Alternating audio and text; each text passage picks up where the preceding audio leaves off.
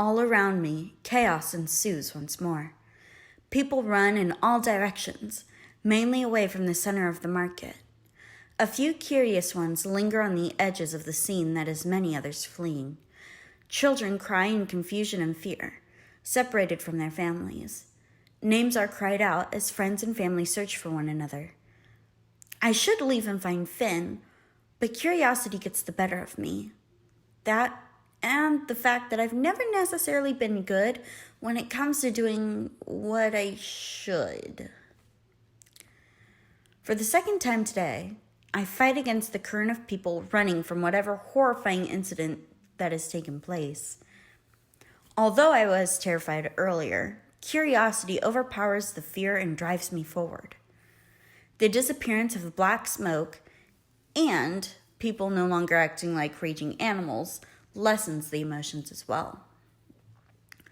I block out the frightened faces rushing in the opposite direction and follow the sound of pained screams and worried cries. This isn't going to end well. My feet continue to move despite the uneasy feeling pooling in my stomach. Finally, I shove my way to the front of the crowd surrounding the scene, and the sight before me causes me to slightly regret coming here.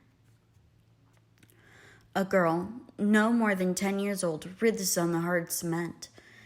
Tears run down her face as she cries in pain. Green ropes. No. Plants?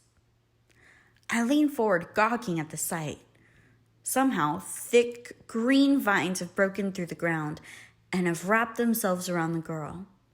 The vines continue to grow and tighten, and roots begin to accompany them, snaking out of the holes previously created and squeeze the girl further. She tries to reach out, but her hands are bound together tightly against her chest. A woman kneeling beside her, the only person willing to be near the girl at all, cries out, "Someone, help my daughter, please!" The woman begs the ring of people surrounding her. Her only responses are nervous murmurs and anxious glances. The girl cries out again as the greenery constricts. Her mother looks at her, struggling to keep herself composed for the girl's sake. "I'll get you out, Farah. Don't struggle as much. Please, you'll be fine. Everything will be fine." I don't know who she's reassuring. A root slithers around Vera's neck in the blink of an eye and closes around her throat, locking her head in place. The girl screams, but it's cut off by her choking and spluttering. The plants grow and spread faster, venturing towards a circle of people as their screams and legs try to drive them away. The woman becomes near hysterical. "Vera? Oh, God!" She crawls closer to Vera and pulls at the plants that seem to have a mind of their own. Her attempts are futile, and Vera's face begins to turn to a sickly shade of purple. Her mother frantically pulls at the root around Vera's neck, and it's only rewarded with cuts and scratches from the rough bark. "Help! Help! I'm begging you! Someone! Anyone!" she pleads. Vera's arms and legs slowly stop struggling as her body slows, accompanied by her mother's desperate cries, and it's enough to finally spur me into action. Rushing over, I fall to my hands and knees beside Vera. I slip my knife out and cut away at the thick vines as Vera's mother talks to her. "Come on, Vera. You'll be fine. Hang on." She cradles Vera's face as tears run down her own cheeks. The root is unnaturally thick, and I saw at it vigorously. How did this happen? The plants came out of nowhere and just attacked this girl. What brought them? Is it an Aurelian? Why would they do this? They only want to transfer, not a regular girl. Unless... Vera's eyes, fluttering close, snaps me from my thoughts, and I forego cautiousness. I hack at the wicked plant until there is barely a quarter-inch left and slice at the final fibers, prying the severed root away from the girl's throat. The color slowly sweeps back to her face, but Vera doesn't stir. "Vera? What's wrong with her?" The mother looks up at me with wide eyes swimming with unshed tears. I hesitate for a moment, afraid her worst fears will become a reality, before lightly placing the blade underneath the girl's nose. It stays clear. The truth immediately dawns on Vera's mother. No, she has to be alive. She has to. Why isn't she breathing? Please, no! The mother shakes her daughter's body as if it will somehow allow her to come back. Vera, my baby, no! She screams and dissolves into racking sobs. Determination floods me. The pain of losing family or being lost to them shouldn't be experienced at such a young age. My knife slices through the green ropes around Vera's chest. The plants on her body are weaker than the ones that had choked her. Knees digging into her side, I hover above her nervously for a moment, praying that this works. That the choice to go against what I swore to myself years ago won't be for nothing. I place my hands along her sternum and pump her chest. Come on, Vera, I say. Your features got more than lying 6 feet under. Under my breath, I count along to the rhythm of my hands pushing down on the girl. Slowly, I block out everything. The people, the noise, all of it. All that remains is me, Vera, and a desperation for a complete stranger's heart to beat. Please, I whisper, wake up, breathe. I force everything I have into pushing and silently urging the girl to live. An irrational need for her to come back to life pulses through me. Damn it, live! I stop pumping her chest and lay a hand over her heart to check for her heartbeat. A sudden sensation, like an electric shock, causes me to snatch my hand back. Vera gasps and her eyes fly open. She coughs as I gently help her into a sitting position. A breath of relief escapes me, and I drop my head to my chest, an odd wave of exhaustion washing over me. Everything comes back into focus all at once. The shock of my heightened senses making me reel. The crowd gasps in shock. Vera's mother embraces her daughter tightly, while tears of joy and relief flow from the mother's eyes. She meets my eyes and gives me a grateful, watery smile. Thank you, she mouths. I smile warily in return. I sheathe my knife and get to my feet. Suddenly, I slip and my hand slaps the ground. A sharp pain in my hand makes me gasp, and I raise my arm. Shards of glass pepper my palm, with a particularly large one in the center. I pull them out slowly, hissing in pain as blood trickles from my hand. Peering down at the ground, more pieces of glass litter the cracked pavement. A milky white liquid pools around the broken glass. My blood runs cold. The last time I saw that exact liquid was 5 years ago. There's no mistaking it, or why it was here. My heart pounds in my chest as the entire reason for Finn and I's leaving the market comes back to me. How did I forget? A clap of thunder sounds, closer than one before. Everyone glances up uneasily, the bright mood vanishing as quick as it came. My eyes dart between the liquid-coated shards and Vera. Oh no. I open my mouth to warn them, to tell the mother and daughter to run, to try and stop another child falling victim to greed. But at that moment, 4 men in dark gold emerge from the crowd, an unmistakable crest illustrated on their backs. 2 swords crossed behind a black eagle with its wings spread wide, spanning the width of each man's shoulders. The royal crest. 2 of the men pull Vera away from her mother. They try to make a grab for each other, but their fingers slip apart as one of the remaining men pin the mother's arms behind her back.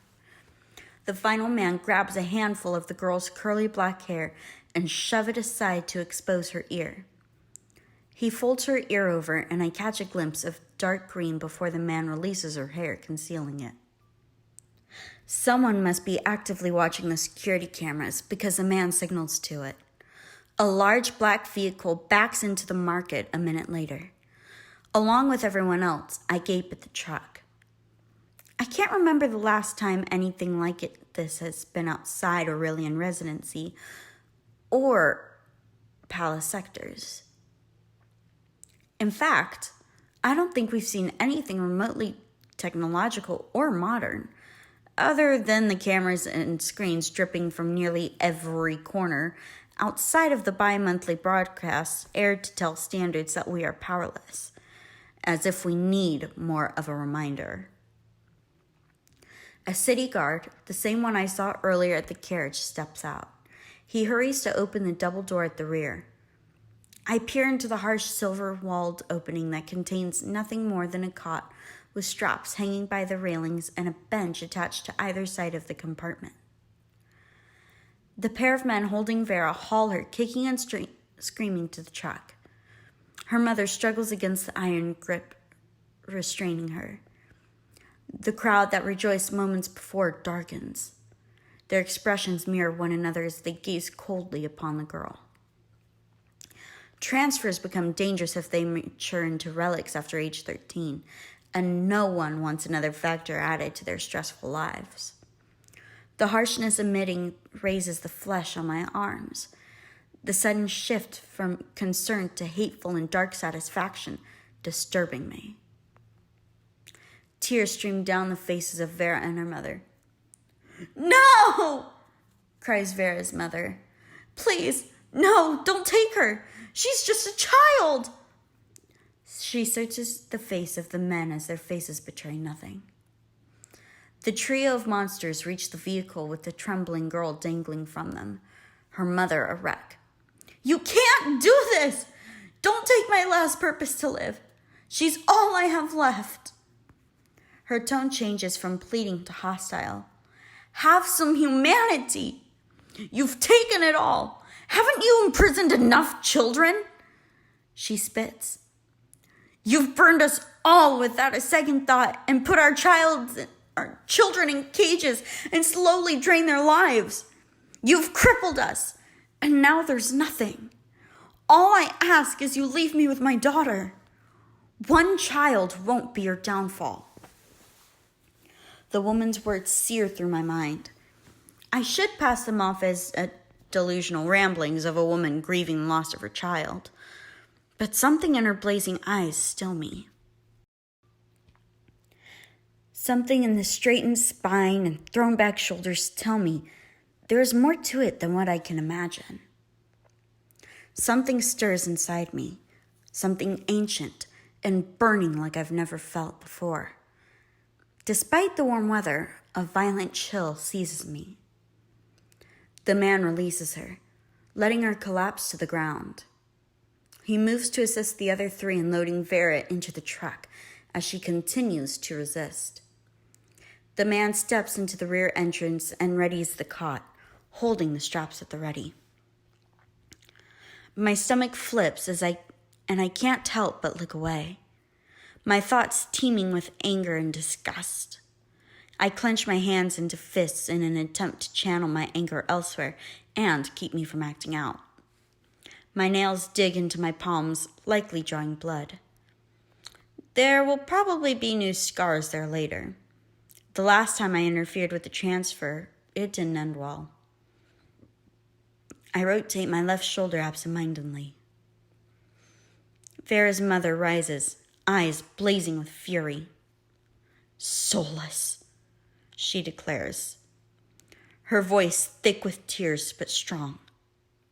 "You take from the innocent and weak and manipulate your actions to make you appear powerful and just. Your lies and trickery have family turning on each other in the belief that relics are dangerous and deserve punishment for doing nothing more than living. You take more to prevent standards from knowing. But you missed some of us. The few that survived have escaped and are right under your noses." The crowd looks at each other, as confused by her words as I am. We? Who's we? But soon, she continues, taking a step towards the men. Soon you will fall. Soon we won't have to fear for our lives and those of our families. Children. She chokes out the word as tears spill down her face. But her head is raised high and she doesn't waver. Children safe. No more death. No more pain. No more fear. And it starts now. The mother's hand moves to her ear, the same side as her daughter's marking. She clutches her own dark coiled hair and moves it to uncover her ear. Bang! Vera's mother crumbles to the ground, her blank, lifeless gaze directly facing her daughter. Blood pools around the mother's head from the hole right between her eyes. I turn to the truck as one of the men inside holsters his black pistol. For a few moments, there isn't a sound. But the silence is shattered by a heart-wrenching wail. Mama! Everyone turns to the slumped form of Vera, hanging by her arms in the hold of the men. She lifts her head and stares in shock at her mother's body, shaking and sobbing. No, Mama, please wake up. Get up, Mama. Vera fights the men with renewed vigor. Come on, Mama, please don't die. Don't leave me. Don't let them take me. Please, Mama. Mama! The girl screams in grief, refusing to accept her mother's death. There are people crying. Tears threaten to spill from my own eyes. The men finally manage to load the sobbing girl, and I turn away. I can't bear to watch as they strap her to the cot like an animal. I hear the doors close and the black vehicle pulls out of the market, leaving behind the echoes of broken daughter's cries and the body of a mother whose empty eyes rest on the truck, carrying away a shattered, orphaned girl.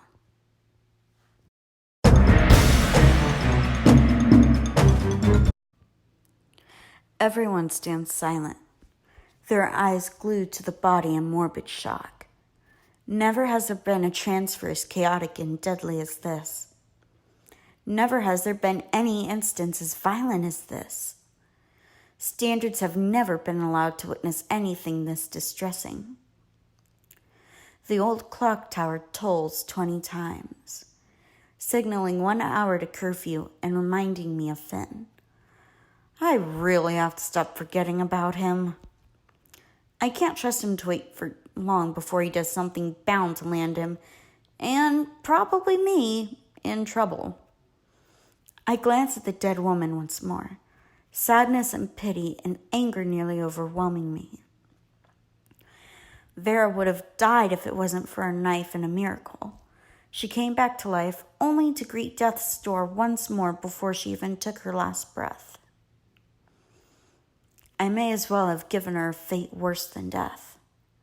It seems the universe wanted payback for its miracle. One thing picks at my brain. Why did they kill the mother? There hasn't ever been an outright murder committed without giving us standards, a reason for the necessity of it beforehand. Yes, the woman screamed and fought, but it isn't uncommon. And it certainly isn't grounds for shots to be fired. The woman's death replays in my head. Her hair in her fist, moving it away and then falling with a bullet in her brain. A thought occurs to me. The woman was shot when she was about to uncover her ear. Vera had an odd green mark behind her ear. At the moment, I assumed it was the desperate actions of a mother attempting a distraction to give her child more time. What if Someone else must have had a similar idea, because a man steps forward. How can you all just stand there? This woman was murdered in cold blood for trying to save her daughter. She was right. All the Aurelians do is take whatever they please without concern for us or our well-being. But she was a transfer, someone refutes. Yes, it was sad, and the mother did not deserve her death. But that girl would have become a relict. Then we'd be in danger from her. Hesitant murmurs of agreement respond to the argument, and I find myself at war with opposing opinions. Threatening, yet innocent. Dangerous, yet sweet. Deadly, yet children. The man shakes his head. Whether the child should have been taken or not, an innocent mother was killed while we stood here doing nothing. We've been doing nothing for too long. His eyes blaze with a rebellious fury. A fury Aurelians trample as quickly as possible to prevent the wildfire of insurgents. He continues preaching. They rip our children away from us and attempt to justify tortures that end with death. Is there any proof to their claims? I, for one, am done. The man kneels beside the mother, his hands hovering over her head. They shot her when she was about to show us something. Maybe. He grabs a dead woman's hair and grimaces, uncomfortable at touching the body. I glance behind me at the empty market. Even the merchants are gone. Curfew nears, and the only ones remaining are the nearly 30 bystanders.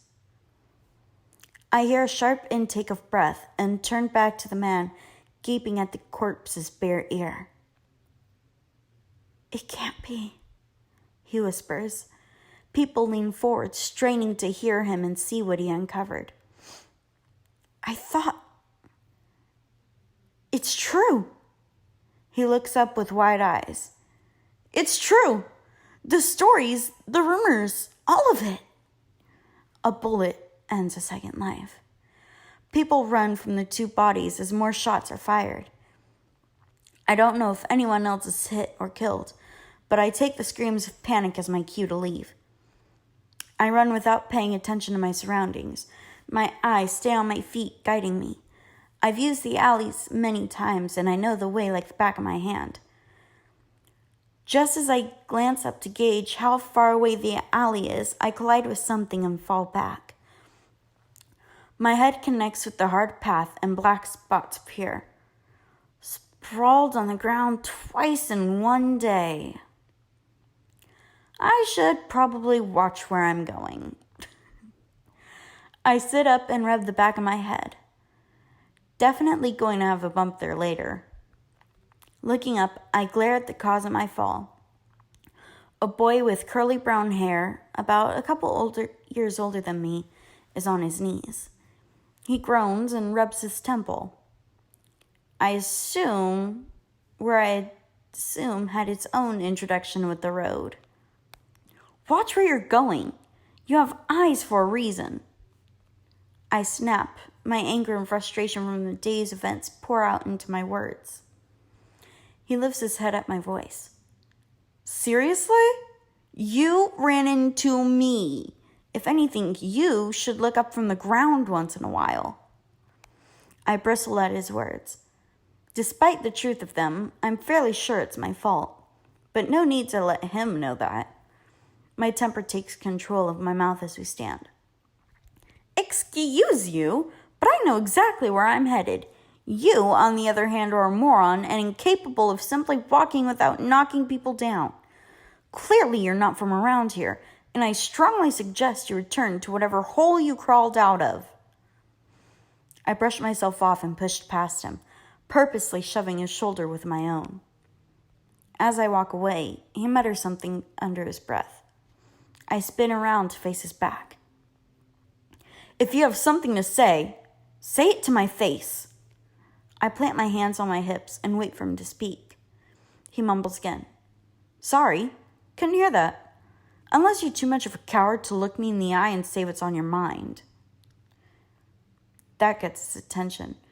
His shoulders stiffen and he slowly turns to face me. I said, his eyes meet mine and my jaw.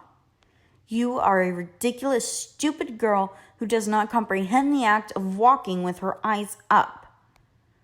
So to not mistakenly ram into people like a wild goat. However, you refuse to see your wrongs and retort with petty insults. But if you want to play that way, be my guest. Staring at his eyes, I'm overcome by a strange feeling. Not fear or anger or awe, but probably insanity. I break contact with his brown eyes, holding a ring of gold by doubling over with laughter. Of course! I manage through bouts of laughter. Of course! I happen to run into an Aurelian. Of all people. Today of all days. This is just my luck. After a few minutes, I regain my composure. Straightening, I wipe tears of laughter from my eyes. The Aurelian stands before me, incredulous. Great, he mutters. I've run into an asylum escapee. I cross my arms. I am not. Before I could finish my sentence, he spins around and runs into the empty market. Hey! I yell after him, my mouth moving faster than my brain. He rounds a corner, ignoring me, fueling my irritation. An unnatural breeze appears in his wake, sending goosebumps down my arms and reminding me of who I just spoke to. I nearly risked my life by simply meeting the boy's eyes. I groan in frustration at the encounter and the strange Aurelian and my stupidity for disrespecting someone who has the power to end my life in the blink of an eye. Needing an outlet for my anger, I lash out and kick the nearest thing. That proves to be a mistake since the closest thing happened to be a brick wall. I cry out in pain. After a minute, I force myself to take a deep breath in, out. Trying to get my temper under control and compose myself. Like she said, nothing good comes out of allowing your anger to lead your actions. And again, I set off to find Finn. I want to slap myself. I've wasted so much time. Finn is probably scared out of his mind. If I'm lucky, and he's still in the alley, he's been waiting for nearly an hour. Has it really been less than an hour since I saw him? Feels like it's been much longer after all that's just happened. After a few minutes of walking, a cluster of alleys pop up along the final few scatterings of shops and stands. Surrounded by seemingly morally ambiguous people, most avoid this area at all costs. But with the number of times I've run from the guards through here, I've become a familiar face. Sometimes, if it's been a good loading day and I'm on my own, I distribute the extra goods I have. It's less suspicious and risky than offering money. Many people living here aren't actually dangerous or looking for trouble. There are families and elderly, people who can't find good work or have drawn the short stick in life. I've made a few friends, people who hide me when the guards come roaring through. They don't think to look in the crumbling shacks with barely enough electricity for warmth in harsh winters or clean water for drinking. My feet pound against the broken, unpaved street. My eyes skip over the broken doorways and rattling makeshift homes as I count the alleyways I've passed. 5, 6. I slow to a stop at the 7th one on the right. Creeping in and stepping over large piles of trash littering the ground, I call out hesitantly. Finn? Not a sound. Everyone has gone inside with the night nearing. No one wants to be out after the sun sets. Only the people that are truly menacing and ruthless are willing to break curfew. After all, no one is there to witness what dark business they attend to under the covers of shadows. A crash sounds the middle of the pathway. My heartbeat quickens. Finn? My voice shakes, and I immediately regret speaking. Great. Now if there's some sort of murderer, they know that they've got a lonely victim in a secluded area. I grab my knife and inch forward, because that's a fantastic idea. I should leave, but on the off chance it's Finn, I need to get him and leave. If it's not, well, I guess I'll have the chance to put my defensive skills to the test. Finn, is that you? Another crash, louder than before. This time right across the first. I back up slowly. Maybe Finn is in a different alley, like the one on the left. Maybe he got tired of waiting and decided to try his luck at making his way back home. Just as I try to run, two small figures jump out at me. They latch onto either side of me before I can react, pinning my arms to my sides and causing me to drop the knife. My fear fades away as I look down at the blonde heads of two boys. Daniel, Thomas. I laugh as I try to pry them off me. You scared me. I manage to break their grip and bend down to pick up my knife. The two boys are small, coming up to just about my waist, so I crouch down to look them in the eyes. Were you two the ones making all that noise? You know you shouldn't be out here this late. Don't want me to tell your mother now, do you? They look at me with wide blue eyes. Oh no, please don't, Lynn. It was Thomas's idea. Daniel points an accusatory finger at his brother. No, it was yours. Thomas pushes Daniel's hand away. You said we should do it since Mama's asleep. Asleep? My brow furrows. Is she all right? Yeah, Daniel says. She just said that her head hurt after she came home from the market and that she needed to lie down. She was at the market? Maybe it's the after effects of the smoke. Aside from my strange reaction that hasn't faded yet, no one else seemed to have any side effects from the smoke, except for that moment of raging lunacy. Other than that, everyone appeared to be fine. Another roll of thunder sounds. I look up to the cloudy sky. Maybe it actually is going to rain.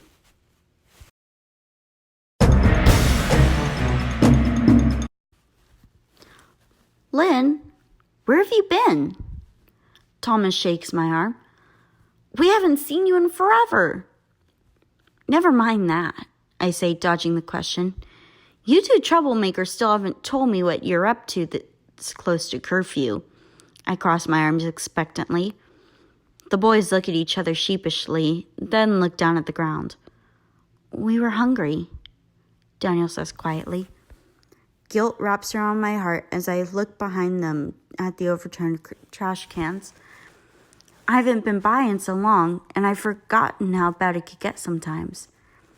I try to help by distributing a few things when there's enough that the crew won't notice a shortage, but there are times when it isn't enough. Most standards don't live in absolute poverty and get by fairly well, but the lower sectors truly have it the worst. Daniel and Thomas gaze downward at their bare feet kicking at pebbles. Here, I say, lifting their chins to get them to meet my eyes. I won't tell your mother, okay? No need to add to her guilt. She has too much of that. But you have to promise me that you will never, ever do something like this again. No matter what. You could get hurt. Who knows what's in those things? Whatever it is, it's definitely not good. You two are lucky neither of you got hurt. It's then I notice Thomas is holding his arm strangely. He shifted to deliberately hide it behind his back. Thomas, I say gently, what's wrong with your arm? Nothing, he squeaks, stepping back. Daniel looks at his brother, confused. Thomas, it's okay. I reach out and take his arm. He doesn't resist. I turn it over and inhale sharply at the cut along the half of his forearm. Daniel gasps. The injury doesn't appear to be very deep, but blood trickles out and runs down his arm. How did I not see it earlier? I should have felt it when he hugged me. I twist my shirt around and a smear of blood stains the fabric. I gape at Thomas. Any other child would have been bawling at just the sight of blood, not to mention the pain. Thomas, why didn't you say anything? Doesn't it hurt? He nods, his eyes filling with tears. I didn't want you to be mad at me or tell Mama. I don't want her to be scared like she always is when we get hurt or sick. Then she'll find out what we were doing or think something else really bad happened. Oh, Thomas, I can never be mad at either of you. I wrap my arms around him and he cries into my shoulder. Daniel watches with wide eyes. Thomas's concern for his mother and her fear for them filled me with sympathy and pity. Children shouldn't have to keep their pain or fear from their parents, but it's not as simple as that. Once Thomas's tears have dwindled into sniffles, I gently pull away from him. I tear off the hem of my shirt and take Thomas's injured arm, wrapping the material around the cut. Listen, Thomas, and you too, Daniel. You don't need to keep it to yourself if you're hurt or scared or anything at all. You can still tell your mother. She isn't scared. She's just worried because she cares about you and doesn't want anything to hurt you. Just don't put yourself in situations where you could get hurt. There. I tie off the ends of the makeshift bandage. The black fabric, a sharp contrast with Thomas's pale skin. Now you have an armband and no one can tell there was ever anything there. I wipe away a tear that slips down his cheek. Now enough of the tears. If I'm not wrong, isn't it someone's birthday in a week? Their faces light up. You didn't forget! They exclaim in unison. Of course not. How could I? You two will be 6. You're getting big. Will you come? Mama says we might even have a cake. I wouldn't miss it for the world. I smile. An idea pops into my head. But hey, if you ever need me to stop by, we could have a little signal just between the 3 of us. A secret? Daniel quips. Yep, our little secret. I laugh. Whenever you need me, just place a marker at the front of the alley, and I'll see it. I don't usually go outside every day, but I'll manage to find a way. Can either of you find something for us to use? The boys jump up immediately, heading to the trash bins. Wait! Stay away from there! I yell, and the boys shrink away. I exhale deeply. Look somewhere else. In the yard, maybe?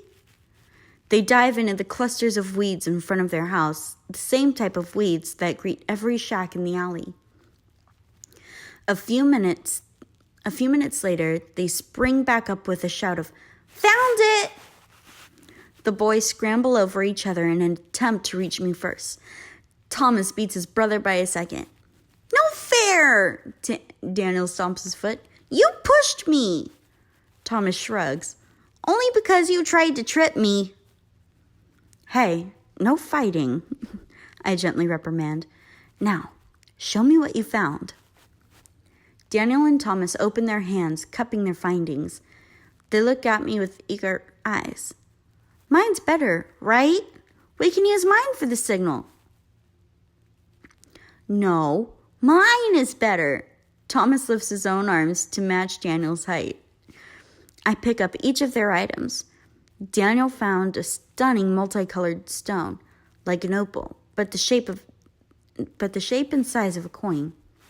Thomas brought a blue flower. It's picked from the small larkspur stalk me and the boys brought home to their mother. I decided to take them with me to the market one day while their mother rested at home. The 2 look up at me earnestly, each vying for their little treasure to be chosen. Finally, I place the flower back in Thomas's palm. Daniel whoops, and Thomas gazes down crestfallen. Then I pluck one of the blue petals and rest my palm. The twins watch me curiously, and I show them the two objects, one in each hand. This can be our signal, our secret. They peer down at my hands. By themselves, they're nice, right? They nod slowly, but together, I place a stone above the petal. They're beautiful. The petal's color brings out the colors of the stone, adding to its vibrancy. Now, both of you are part of the secret. Whether you need me, even if it's something small. Just take this stone, I drop it back into Daniel's hand, and a petal from this flower. I return the petal to Thomas and put them together. The boys glance at each other, and Daniel secretly drops a stone on the petal in Thomas's hold. How's that for a secret signal?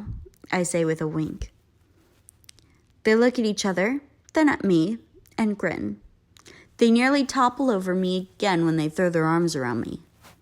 I hug them back, squeezing for a moment as I silently hope for a better life for the family. Daniel? Thomas? A voice calls from inside their home. They freeze and turn to the house. Thomas? Daniel? Their mother's voice grows panicked as her calls are met with silence. Boys? Where are you? Daniel and Thomas quickly peel away from me and race to the door as it's thrown open. A young woman stands in the doorway, her blonde hair disheveled. Her panic expression relaxes as the twins reach her, wrapping themselves around her legs. I follow the short, broken path to their home as their mother crouches down to embrace them. What have I told you two about leaving the house while I'm asleep? Her eyes dart up to the pink-tinged, cloudy sky, her expression growing troubled. Especially this late. An anxious edge creeps in her voice. You scared me when I woke up to the house empty. The boys hold their mother tighter. So sweet and young. The guilt is written on their faces. This is exactly what they didn't want. We're really sorry, Mama, says Thomas. Daniel nods vigorously. She sighs and squeezes her eyes shut. It's all right, she mouths to herself, then says it louder. Opening her eyes, she scrutinizes them. But what made you go out? The twins stiffen, eyeing each other, before either of them can say something. To add to their mother's excessive stress and heartache, I speak up. That's where I come in. Their mother looks up to me, standing a bit away from them. Her lips stretch into a small smile. She releases her sons and stands. Oh, Lynn, it's so good to see you. It's been a while. I walked her, trying to ignore the little twist my heart gives. Hello, Leah. Don't blame the twins. I took a wrong turn and they saw me from the window. I'm sorry. I've been meaning to stop by for a while. I've just been really busy lately. Leah gives a dismissive wave of her hand. Don't worry about it. You don't have to concern yourself with us. We're fine. I could read the lie in between the new lines between her brows and tired eyes. Still, it's no reason for the boys to leave without me knowing. She gives them a stern look. They lower their head, a small sorry leaving their mouths. Leah smiles and ruffles their hair. All right, it's almost sunset. Go inside. I'll be in soon. The twins turn to me and I give them another wink. They nudge each other with a smile and run inside.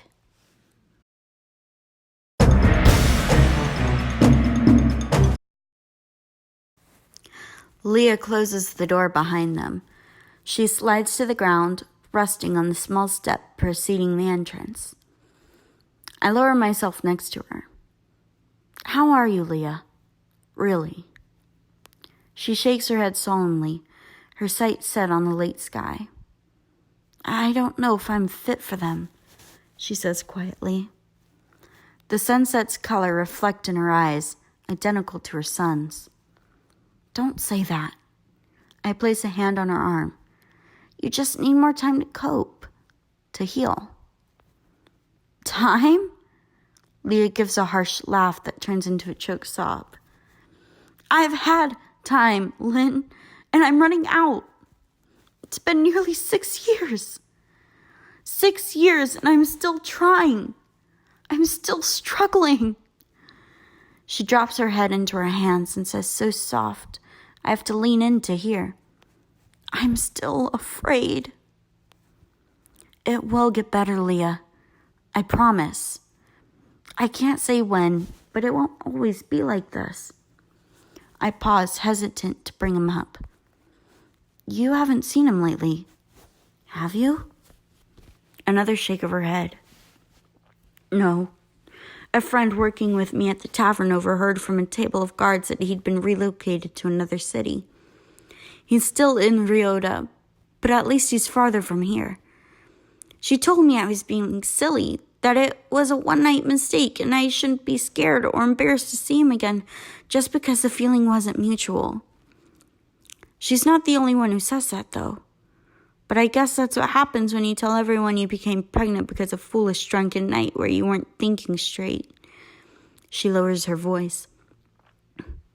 That's what happens when you don't tell the truth. Leah raises her head and studied the neighboring run-down shacks identical to her own. After a moment of silence, she says, I didn't always live in a place like this, you know. My old home was on the other side of the city, with my siblings and parents. They were merchants, and successful ones too. I remember as a child I would wander at the back of their shop, running my hands along the silks and playing with beads. My mother would always find me draped in colorful fabrics and chains of pearls looped around my neck, pretending I was a princess instead of punishing me or becoming angry for risking the expensive materials. She would play along. I stay silent. It's not the first time Leah speaks about her past, but it always brings up some life into her eyes as she recalls her happier days.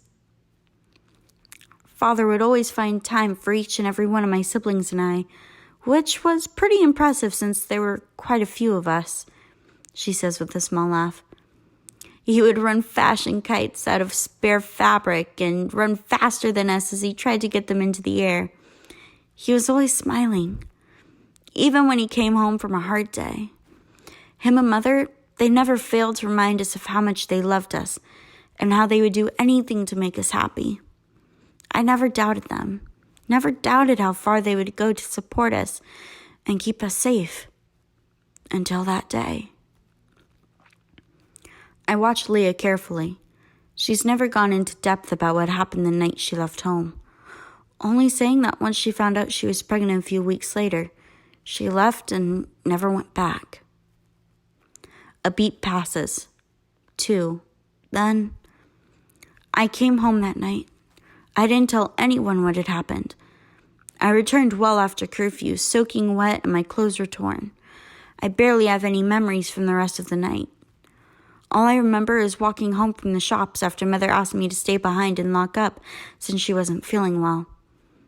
It was half hour to curfew, and I wasn't old enough to have a pass to be out after dark, so I wasn't paying attention to those around me as I hurried home. I was maybe 10 minutes away when a guard stopped me and asked what I was doing so close to sunset. I quickly told him why. I said I was still a bit far and needed to be on my way. He just nodded and smiled and stepped aside. Not a word comes from me. I don't want her to stop. She can't keep all this pain inside her. Leah's eyes fill with barely restrained tears as she continued to talk. I kept going, but I couldn't keep that smile out of my head. The way his eyes glinted when I mentioned I wasn't near home, I shook it off and told myself I was being ridiculous. I had grown up with my parents telling me the guards were there for our safety. It was easy enough to believe. The ones stationed around our sector were nice enough and sometimes played along with our games as children. After a few minutes, there were less people around me. Only a few crossed my path, and they were concerned with their own matters. Then, Out of nowhere, someone grabbed my arm and yanked me into an unlit, narrow path. It was that same guard. He asked me if I was still far from home. I couldn't move. There was something in his expression that terrified me. Tears streamed freely down her face as the words continued to flow out of her in a torrent of raw pain. He pressed me against the wall and... She breaks off her hand, covering her mouth. She meets my eyes, then averts her gaze to her hands. She continues in a broken voice. I went home later. I don't know what time it was, but it was dark and raining. I opened the door to my mother's frantic yells and found her pacing the entry. My siblings huddled at the base of the stairs. Mother cried out at the sight of me and pulled me into her arms, and everyone crowded us. I barely heard what she was saying. I was numb. I remember someone saying that Father had gone out searching for me with some of my older brothers. I didn't speak. I just mumbled that I had fallen and hit my head and fell unconscious. I don't remember much else, just blurry moments of changing and lying awake in bed long after everyone had slept. Weeks later, I realized I was pregnant. I didn't know what else to do, so I went and told my mother. Her face twists with sorrow at her next words. All my life, my mother had shown me unconditional love and concern and happiness. But at that moment, all of it disappeared as my mother slapped me in horror. She told my father, and they blamed me. They said it was my fault and that I had brought it upon myself, that no self-respecting man would commit such a vile act. I had brought their family absolute shame and tarnished their name. They told me to leave, and I did. I ran up to the room I shared with my younger sister and threw whatever I could fit into a bag. I grabbed the stash of coins I had been saving for a couple years and walked out. I remember being excited a few months before about the amount of money I had saved up. I'd wanted to buy a painting set. Leah's voice becomes hollow. Her eyes have a faraway look. That evening, I walked out of the home I had cherished for 15 years. As the door slammed shut, I don't think my parents even called out to me. With the money I had, I stayed in an inn for a few months before my supply began to dwindle. I found work at a small farm run by an old couple who housed me after I told them I had run from a group of bandits weeks ago that killed my husband. Months later, I gave birth to the twins, and the old couple helped me for a few years. One day, they were arrested in the market for harboring a relic. I never saw the relic, but the couple was taken into the square and given the same punishment as they would a relic. After that, I bounced around for a couple of years trying to find work and a place for the twins. Eventually, I was hired at the tavern and came here. I sit in silent shock. Never could I have imagined Leah's story as dark as this. I knew the basics of her life and how she had the twins, but never this much detail.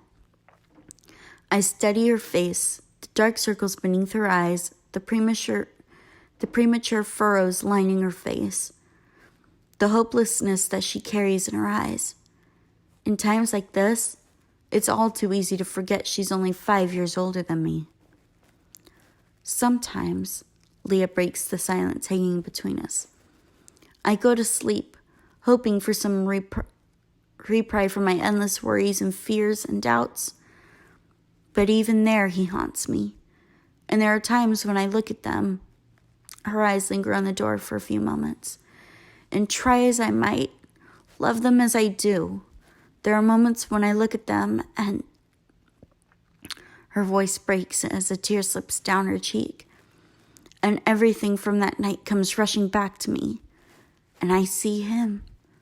She shudders violently and looks at me with teary eyes. I love them more than life itself. But it's unbelievable how they hold a part of my life I want to forget. And a part I never want to lose. But at the same time, I worry that I can't give them what they deserve. They don't deserve to go to bed some nights with empty stomachs or wear threadbare clothes or huddle together when there isn't enough heat in the winter. They deserve comfort and security, a warm home and bed and food to depend on. They deserve to go to school and play with other children and be happy and safe. They deserve better than me. No, I say firmly. They deserve you, and you deserve them. You give them everything you have and more. You are incredibly brave and strong and resilient, proven by how you continue on even what you've endured. What happened to you that night was something no one deserves. You did nothing wrong. And your parents failed as the people who were supposed to love and care for you. Leah stares at the pile of bricks across the alley, and I move to place myself in her line of sight and make her meet my eyes. You suffered a horrific event, and that is in no way justifiable. There is nothing that you did wrong. No matter how you acted or how you dressed or how you talked, it is never an excuse for someone to act in such a way. That guard is a cruel, disgusting monster, and he is the one that should be blamed. Anyone who says otherwise has allied themselves with men like that may as well be responsible for that kind of behavior and inhuman act. Tears start up again in Leah's eyes, and I soften. Leah, please, never blame yourself for what happened, I beg. You were victim to a treacherous act that was in no way your fault. Don't let yourself succumb to the words of those who are ignorant, and don't look at the whole picture. Don't believe in the lies spoken to you that blame you and have no purpose but to keep you quiet. The knowledge of Leah's true pain and self-loathing pent up for years break my heart, and I can't fathom how she kept it in for so long. You are a force to be reckoned with, Leah, I continue. Despite everything you've been through, you've continued to raise those boys, even though anyone with a heart would understand why you would have chosen not to. You are a phoenix, Leah. After so many hardships and trauma that have torn you down, you rose up stronger than before. What that man did to you was awful and revolting and was meant to leave you tattered, but you're still fighting. You're still pushing. It could have taken a few more months or a few more years. You need to heal on your own time. Don't push yourself to try and recover faster. Don't shove aside your pain. Allow yourself to come with terms with everything in your way. I won't tell you that you'll forget about it one day, or that it will all be in the past, because it won't. You will still remember it, but eventually the scars won't run as deep, and they'll become less prominent. It won't be easy, but you are strong. What I will tell you is that you are capable and a warrior, and it won't always be this way. Leah nods tearfully, and I wrap my arms around her. Your boys can't get any better than you, and they know it. She pulls away from me after a few minutes and wipes at her tears. I walk into the small yard and move a patch of weeds aside to reveal the larkspur stalk. I pluck one of the flowers that have never died, no matter the weather or harsh planting conditions. Kneeling in front of Leah, I place the flower in her hands.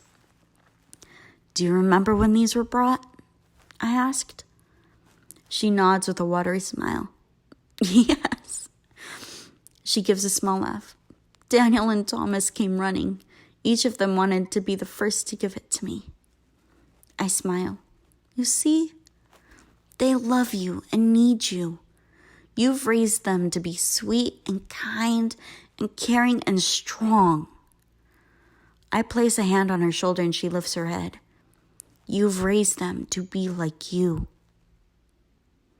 Her head drops back down, gazing at the blue flower. After a minute, she stands, and I do the same. "Thank you, Lynn," she says softly. "I don't know what I'd do without you." I pull her into another hug. You'd still be the same incredible person. And listen, if you ever need to talk at all, I'm here.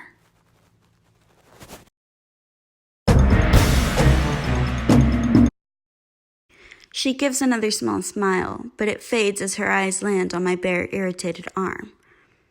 Her brows furrow. "Lynn, what happened to your arm? It looks awful."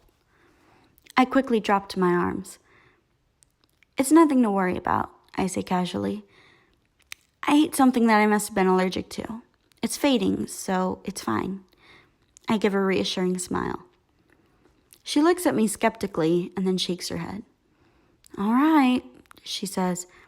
And again, "Thank you." Leah smiles and walks inside. I stand there for a while, reflecting on our two lives and their vast differences.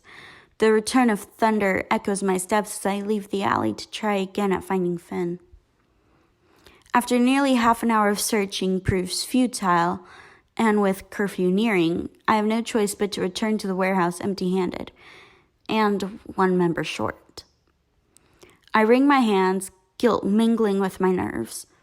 Our crew isn't an angelic group. We only take in those who prove useful and beneficial. We mainly keep to ourselves. If they knew that I've been giving away some of our earnings, they'd probably flay me alive. But we aren't supposed to abandon each other, even if someone as irrelevant and annoying as Finn. Also, I can't help but feel a little bad for leaving him. He's pretty helpless and can barely remember the way home.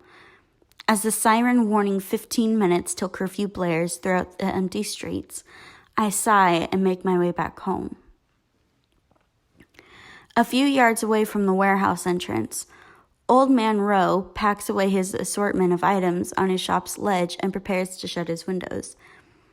The sight of his silver chain reminds me of something, and I sprint to him. He must hear my racing footsteps since he looks up before I reach him. His wrinkled face breaks into a chip-toothed smile. "Well, well, if it isn't Miss Lynn. Where have you been? You're usually around to help me out with the inventory, but mostly I find you sneaking in to go through my shelves." "Hi, Ro." I slow to a stop. "You know, around." I shrug. My heart pangs at the reminder of what I've been focused on lately. "I'll try to stop by again soon. I need to finish up that last book." "Well, it's almost curfew, and neither of us want to be caught outside after that. So I gotta close up.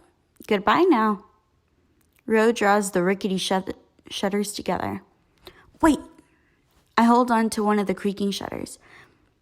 "I really need to grab something. A gift. I can't go home without it." "Please?" He considers for a moment and then shakes his head resignedly. "Okay. If it wasn't you, I wouldn't be doing this." He wags a finger at me. I breathe a sigh of relief. "Thank you, Ro." "I've packed up everything here, so come around back." The shutters finally clatter shut. I jog to the back door of Ro's house that doubles as his shop. I knock on the door, and an unlocking click sounds before it swings open. I follow Ro's shuffling figure to his incredibly large storage room. He turns a switch and the light flickers to life, casting a weak glow on the crates. Strange. Usually the lights here are strong. Ro must have forgotten to submit his electricity papers again. Large box-like drawers line the walls, things from spices to medical supplies to clothes labeled on their fronts. As usual, my eyes drift to the shelves of books taking up an entire wall. "Well, what are you looking for?" "Not another book?" Ro comes to stand next to me. I turn my attention to the other crates. As much as I wish, not this time. I walk to the rows of the transparent compartments, my fingers trailing along their handles. I pass one that catches my eye, a glint of gold grabbing my attention. Hey, could you open this one? He hobbles over and reaches beneath the depths of his white beard. Retrieving a key attached to a chain, he opens the lock and steps aside for me to look. I peer inside, and immediately my eyes land on what drew me to the crate. A golden bracelet. The chain dotted with pearl white stars. It's small, meant for a child.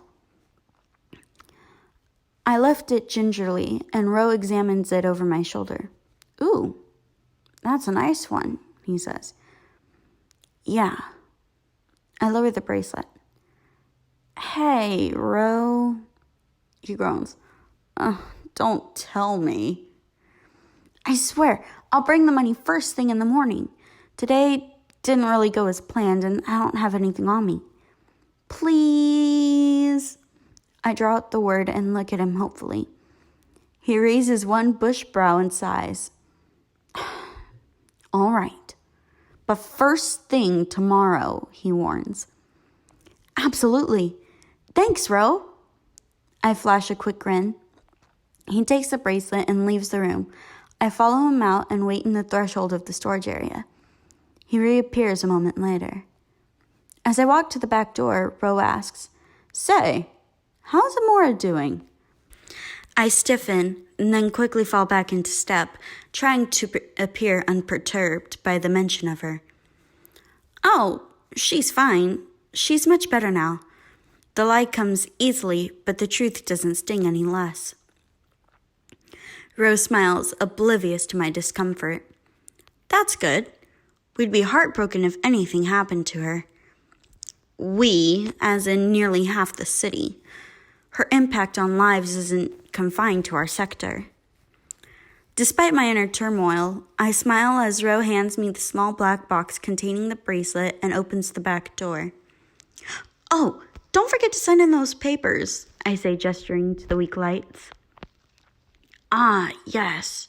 My old mind tends to wander. Thanks for the tip. He glances at the darkening gray spotted sky and concern taints his features. You'd better hurry. Curfew will be any minute now. Send Amora my best, he calls as the door bolts shut. I race down the street and stop where the tangle of bushes meets Rose's horse pasture. I grab the branch marked by a thin blue string, and something pushes into my head. I turn, coming face to face with a chestnut horse's nose. I shove the horse away from my head. Instead of leaving, the horse bumps her head into my sides. I dart away. Go away, Raina. I don't have apples today. The mare nears the box, and I hold it away from her. That's not for you, I scold. The mare snorts, and I roll my eyes. Fine. I'll try to bring you something later. Raina nudges me towards the bush, as if she can sense a siren about to sound.